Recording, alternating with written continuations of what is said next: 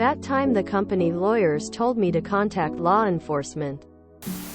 This took place years ago but still makes me laugh at the sheer stupidity of it all. It starts as all truly great sagas published on the internet begin.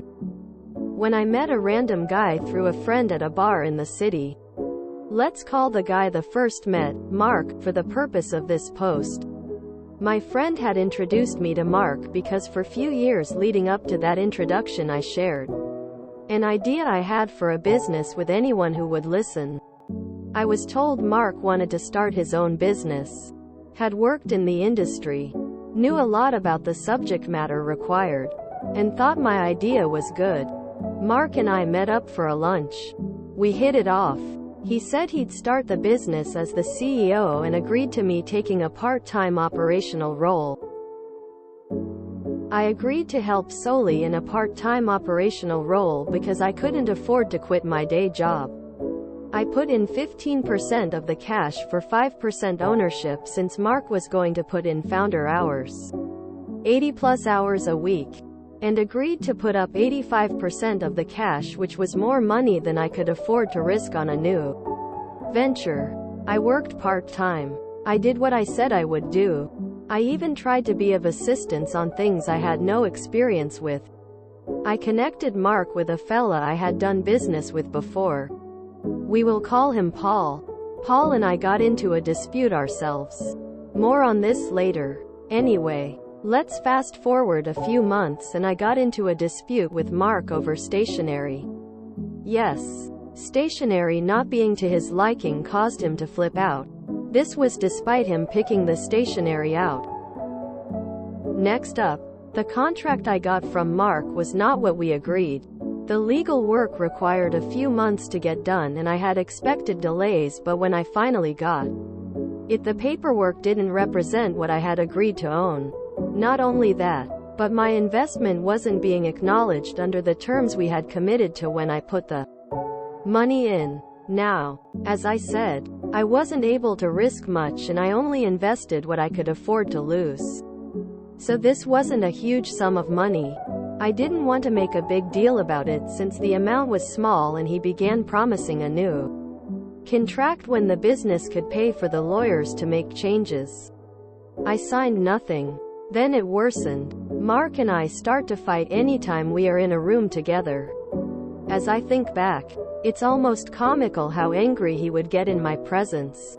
I have other things to do with my time than squabble over stuff like stationery, so I worked on my areas of the business and hoped things would grow. I stopped in whenever I could and would help out regularly as needed with as little Mark interaction as possible. Paul would intervene sometimes when Mark would get particularly difficult to be around. Anyway, fast forward about 2 years. And Mark can't help but tell everyone who will listen that the business is going well. I have no idea how well things are going because Mark isn't giving me any updates. I get a call around Christmas from Mark. He wishes me a happy holiday, then drops the bomb on me that he wants to terminate my involvement and refund my investment. I decline the investment refund and say I'm happy to no longer work with him. In my head I think it's kind of hilarious that he thinks this will just end that easily, but I say nothing to that accord to him. Mark and I hang up with him, aggravated about my refusal to take the refund on my investment. Mark then sends me an email that I had resigned. This had no basis in fact, but certainly was creative about what we had just discussed. I correct him immediately in a reply stating that he wanted to no longer work together and that I can see that being the case but want to discuss my investment. A few days later Mark demands I come pick up a check for a reimbursement of my investment. I do not come and get it. Next thing you know, the company attorney huffs and puffs and tries to scare me with some strongly worded letter. This is the same idiot attorney who screwed up my contract to work on the business and my investment agreement. Let's call this attorney Mr. Cohn for the sake of this story. I send an email response to Mr. Cohn that he screwed up. The company seems to be doing well. That I hear rumors about how well. that I want to be on this for the foreseeable future, and I will not take a one-to-one cash out for what I put in. The attorney then emails me back, stating in writing that Mark never accepted my electronic transfer into the company account. Instead, Mark has another company he accepted the money into. A company I've never heard of. A company that is different than the name of the recipient on my electronic transfer. A company that would be committing wire fraud to accept the money I sent. On that note, I did some sleuthing online. I found out Mark had been forming one company every month or two. Then there were media reports and documents he let slip in shared drives he forgot I had access to. From when we agreed to work together, Mark was too cheap and stupid to pay for tech help, so he was using my shared folders I had created. And I certainly wasn't obligated to turn off the shares if he wanted to work out of them. Those documents showed me Mark had recently raised money in the company I sent the payment to at 200x the valuation I had bought into it at. And Mark didn't disclose my investment to the new investors. Mark had, however, put me on documents showing my ownership to previous investors.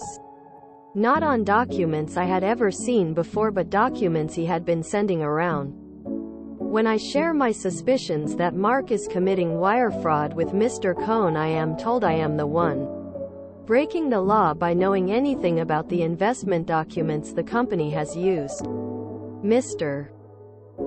Cohn tells me that by not picking up my check I will not be entitled to any money and to contact law enforcement if I think something illegal has happened. He cautions though that I'll be the one in trouble. Cue the MC. I let the different respective members of the Securities and Exchange Commission along with law enforcement know what happened to me. I provided them all of the documents I had from the matter. It took about 5 years for the investigation to conclude, for charges to be brought, for a trial to conclude, and for Mark to go to jail. They say government is slow, but they aren't kidding with just how slow. Maybe it was slow because Mark was running a large, tens of millions of dollars large fraud. Anyway, Mark will be serving time for about 30 felony charges they found uncovering the details of his Ponzi scheme. He will be away for a long time. I never did anything wrong. With the information I was able to provide, Mr. Cohn ended up getting disbarred. There were other things Mr. Cohn did outside of what is shared in this post that I cannot share, or it could help to identify me to the folks involved. The investigators credited me with bringing the fraud to their attention. I lost my money in this ordeal but gained an education, and I got to help bring down a crook. The sheer stupidity of Mark is that he didn't even follow the business plan I had. He just used it as a story to convince investors to give him money. It is a business model that works very, very well. It took a few more years, but I'm now in a position to be pursuing this business full-time, with people of high integrity, who all work together to ensure each other's success. We expect to have an extremely profitable year in 2023 after proving the business model worked in 2022. Awesome! Exclamation mark. You called the idiot's bluff and won big time! Exclamation mark. Grats on the new company too! Exclamation mark. Exclamation mark. Exclamation mark. Stationary is writing paper. Stationary means not moving. How did you end up working 2 years without having a good signed agreement in place? I guess hindsight is 2020. That's really tough. Also, don't you get a portion of the payout when you report this kind of fraud?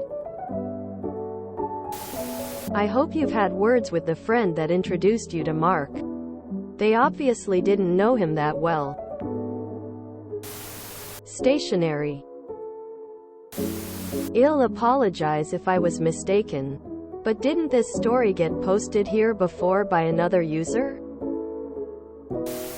Sad you lost money, but the good thing is you aren't in business with a criminal and having to defend yourself now. Starting a business from an idea is a hard thing to do. Don't let this discourage you. Instead, know that you can spot a good idea in the rough, find ethical partners, and I hope to hear about the success of your next venture.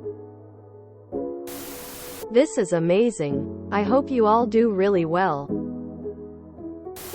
Why didn't you take the payout before you reported them? I appreciate you being willing to take a bit to put away some criminals. That's right, upstanding of you. World's literally a better place because of how you handled this, and that's neat. I am surprised he was paying taxes on all this money. Contact the IRS and see if you can get a finder's fee. He's certainly faked some of the details, or else this is way too early identifiable. Feel free to share this to pro-revenge or even nuclear revenge. Nice one. And good for you for going for it. Shame about the dollar loss. But I think you'd pay that for the satisfaction looking back. He was too greedy and stupid to realize he could have earned real money and not gone to jail for decades. He knows it was you who reported him, right? You deserve your Alana Tyrell moment. Why would you put in 15% of the money for 5% share of the company? Wouldn't putting in 15% of the initial money give you a 15% share? My dude, I co-founded a Silicon Valley company with a guy who turned out to be a complete psychopath. His actions after we parted ways just confirmed this assessment. And he ended up losing everything. So yeah, this is all 100% credible. Sucks you don't get any reimbursement. Don't the SEC make huge payouts for this sort of stuff? You were inside. This is whistleblower stuff.